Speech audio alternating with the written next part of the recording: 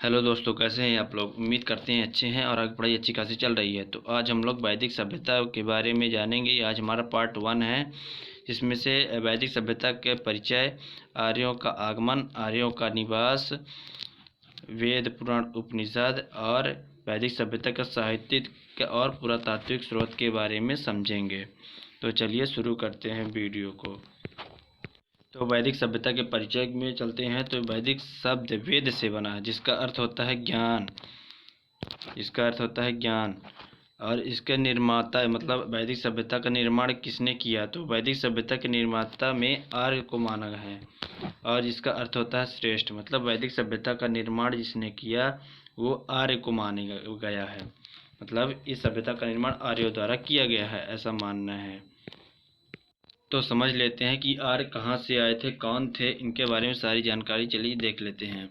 तो इनका जो मूल निवास है आर्यों का, तो आर्यों के मूल निवास स्थल में मतभेद देखने को मिले हैं। जैसे कई अलग अलग पुरातत्ववेत्ताओं ने इनके निवास स्थल में कई मतभेद दिखाए हैं। जैसे मैक्स मूलर के अनुसार जो आर्य थे तो वो मध्य एशिया से आए हुए थे, और बाल गंगाधर तिलक के अनुसार जो मतलब आर्य आए हुए थे वो उत्तरी ध्रुव से आए थे। वहीं दयानंद सरस्वती के अनुसार जो आर्य आए थे वो तिब्बत क्षेत्र से आए हुए थे। तो इन सभी पुरातत्ववेत्ताओं के अनुसार अलग अलग मत होने के साथ साथ जो मैक्स मूलर का मत था तो वो सर्वमान्य माना गया है। मैक्स मूलर का जो सिद्धांत था कि ये आज जो आए थे तो मध्य एशिया से आए हुए थे, तो इनका जो मानना था ये सर्वमान्य है, मैक्स मूलर का मत। तो इस क्रम में वैदिक सभ्यता को अच्छे समझ लेते हैं कि वैदिक सभ्यता को दो भागों में बांटा गया था। तो वैदिक सभ्यता को दो भागों में बांटा गया था। जो पहला था ऋग्वैदिक काल और दूसरा था उत्तर वैदिक काल। तो ऋग्वैदिक जो था तो वो 1500 बीसी से 1000 बीसी के आसपास माना जाता है। वहीं उत्तर वैदिक काल जो था तो वो 1000 बीसी से 600 बीसी के आसपास माना जाता है। तो हम ऋग्वैदिक काल को और उत्तर वैदिक काल को डिटेल से अगले वीडियो में पार्ट 2 में पढ़ेंगे। तब तक वैदिक सभ्यता से संबंधित और भी तथ्य वेदों को समझ लेते हैं। तो वैदिक सभ्यता में जानकारी के स्रोत कहाँ से मिले हैं, तो चलिए जान लेते हैं। तो जानकारी के स्रोत जो थे तो वो साहित्यिक और पुरातात्विक दोनों साक्ष्य मिले हैं। तो साहित्यिक क्या होते हैं, साहित्यिक वो होते हैं कि जो हमें लिखित रूप से किसी किताब पुस्तक में लिखा हुआ मिला हो, जिसे हम पढ़ सकते हैं, उसे साहित्यिक स्रोत। और जो खुदाई से या अभिलेख के बाद मिलते हैं उन्हें पुरातात्विक स्रोत के रूप में जानते हैं। तो पुरातात्विक स्रोत को समझ लेते हैं। बोगाज कोई अभिलेख था जो 1400 बीसी के आसपास मिला था। तो उसमें कुछ भारतीय देवताओं के साक्ष्य मिले हैं, जैसे वरुण, इंद्र, मित्र और नासत इत्यादि। मतलब ये जो थे वरुण, इंद्र, मित्र और नासत्य, तो ये बोगाज कोई अभिलेख में जो 1400 बीसी के आसपास मिले हैं, तो वहीं से इन चारों देवताओं के साक्ष्य मिले हैं। जो कई प्रतियोगी परीक्षाओं में पूछ देता है कि जो वरुण, इंद्र, मित्र और नासत्य थे तो किस अभिलेख से और किस मतलब काल में इनके साक्ष्य मिले हैं। तो आप लोग ये खास कर ध्यान में रखना है चारों देवताओं के नाम। तो चलिए आगे बढ़ते हैं और साहित्यिक स्रोत के बारे में जानते हैं। तो साहित्यिक स्रोत में वेदों की जानकारी मिली है। साहित्यिक स्रोत में वेदों की जानकारी मिली है, जिसमें वेदों की संख्या 4 बताई गई है।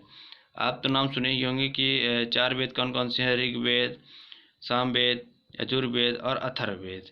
तो ऋग्वेद से हमें ऋग्वैदिक काल की जानकारी मिलती है, और अन्य तीनों से सामवेद, यजुर्वेद और अथर्ववेद से हमें उत्तर वैदिक काल की जानकारी मिलती है। तो चलिए वेदों को अच्छे से समझ लेते हैं एक एक करके। तो सबसे पहला कौन सा है, ऋग्वेद। तो ऋग्वेद ये सबसे प्राचीन वेद है, जिसका संकलन करता है, मतलब जिसका निर्माण है इकट्ठा करने का जो श्रेय जाता है तो कृष्ण द्वैपायन और वेद व्यास को जाता है। वेद व्यास को। इस वेद में 10 मंडल, मतलब 10 मंडल का अर्थ क्या होता है, 10 मंडल मतलब 10 अध्याय या चैप्टर थे, और 1028 सूक्त, मतलब 1028 मंत्र थे। तो कुछ ऋग्वेद से संबंधित अन्य महत्वपूर्ण जानकारी भी देख लेते हैं। तो इस वेद में पहला और 10वां मंडल, मतलब ऋग्वेद में 10 मंडल थे आपको बताया, तो इसमें पहला और 10वां मंडल जो था तो वो बाद में जोड़ा गया है। मतलब 1 से लेकर 9 तक जो मतलब 2 से लेकर 9 तक जो मंडल था तो पहले ही बन चुका है, और पहला और 10वां मंडल जो था तो वो बाद में जोड़ा गया है। तो इससे कुछ क्वेश्चन आपसे पूछ देता है, तो चलिए उनको देखते हैं कि ये तीसरे मंडल में जो है तो गायत्री मंत्र का वर्णन किया गया है, जिसके रचनाकार विश्वामित्र जी हैं। तो तीसरे मंडल में गायत्री मंत्र जिसके रचनाकार विश्वामित्र जी हैं। और 7वें मंडल में दशराज युद्ध, मतलब आर्यों और अनार्यों के बीच युद्ध के समय में एक राजा को 10 राजा के साथ युद्ध होने से, एक राजा का 10 राजाओं के साथ युद्ध हुआ था, उसका वर्णन 7वें मंडल में मिलता है, जो रावी नदी के तट पर लड़ा गया था, दशराग युद्ध। और 9वें मंडल में सोम देवता के बारे में समर्पित है। सोम देवता मतलब वनस्पति के देवता कहलाते हैं, उनके बारे में समर्पित है 9वां मंडल। और 10वें मंडल में वर्ण व्यवस्था, ब्राह्मण, क्षत्रिय, वैश्य, शूद्र, इनके बारे में बताया गया है। तो ये था हमारे ऋग्वेद से संबंधित जानकारियाँ, जिससे आपको काफ़ी महत्वपूर्ण ज़रूरी बातें देखने को मिली। तो आपको याद रखना है ये जो तीसरा मंडल, 7वां मंडल, 9वां मंडल और 10वां मंडल जो था, इनको आपको ध्यान में रखना है कि आपको क्वेश्चन पूछ देता है कि गायत्री मंत्र ऋग्वेद में किस मंडल से मिलता है, तो आपको क्या बताना है, तीसरे मंडल से। वहीं यहाँ से पूछ देगा वर्ण व्यवस्था जो थी तो ऋग्वेद से किस मंडल से लिया गया है, तो आपको क्या ध्यान में रखना है, 10वें मंडल से। तो ये थे ऋग्वेद। चलिए अगले वेद की ओर बढ़ते हैं, साम वेद की ओर। तो साम का अर्थ होता है ज्ञान। इस वेद को संगीत का जनक भी कहा जाता है, क्योंकि साम वेद से ही संगीत का उद्गम माना जाता है, जनक माना जाता है, क्योंकि इसी वेद से ही संगीत का जन्म होता है। अगला वेद है यजुर्वेद। यजुर्वेद, इस वेद में यज्ञों के नियम एवं विधि विधान के बारे में बताया गया है, जिसमें इसमें बलिदान विधि का भी वर्णन मिलता है। तो जो यज्ञों का विधि विधान नियम है तो वो यजुर्वेद में मिलता है। हमारा आखिरी और लास्ट वेद कौन सा है, अथर्ववेद। तो अथर्ववेद अथर्वा ऋषि द्वारा रचना की गई थी इस वेद की, जिसमें चिकित्सा, जादू टोना और वशीकरण से संबंधित जिक्र मिलता है, और इसमें 6000 पद शामिल हैं। अथर्ववेद में जादू टोना, वशीकरण इत्यादि से संबंधित अथर्ववेद में जानकारी मिलती है। तो ये रहे हमारे आज के 4 वेद और वैदिक सभ्यता से जुड़े कुछ महत्वपूर्ण तथ्य।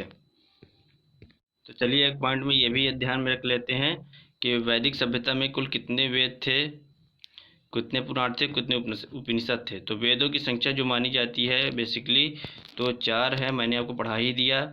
और पुराण जो हैं तो वो 18 हैं, और उपनिषद की संख्या 108 है। तो ये कुछ संख्याएं हैं।